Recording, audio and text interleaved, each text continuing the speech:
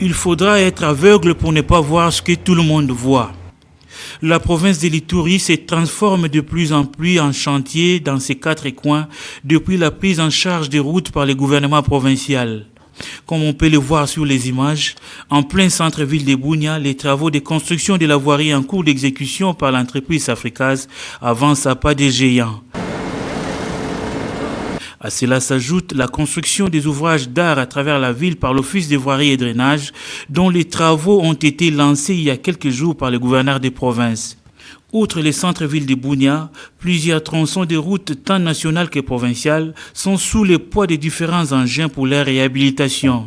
Parmi celles-ci, la route Mahagi-Mahagi-Port dans son tronçon compris entre Nyarambe et Djegou. Sur cette route montagneuse, les travaux exécutés par l'entreprise Bicheron évoluent sans désemparer.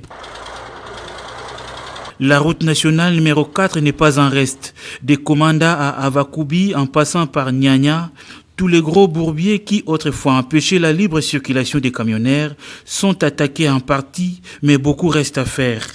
De la RN4 cap sur les tronçons Komanda Luna où l'entreprise Africaz est à pied d'œuvre. Ici aussi, on note des avancées significatives dans l'exécution de ces travaux. Du côté de Mongwalou, le changement est très visible. L'entreprise Titan se bat nuit et jour pour joindre la commune rurale de Mongwalou. Au stade actuel, il en reste environ 4 km. Sur l'axe Ngote, Aro, Ariwara, Ingokolo pour déboucher sur Kengezibaz, les travaux en cours d'exécution par Congo Espoir évoluent bien, malgré les quelques difficultés liées à l'insécurité. En territoire d'Irumu, les usagers de la route Délé-Chomia en passant par Kassieni vont retrouver dans un avenir proche leur sourire. Les travaux de réhabilitation de ces tronçons seront bientôt lancés.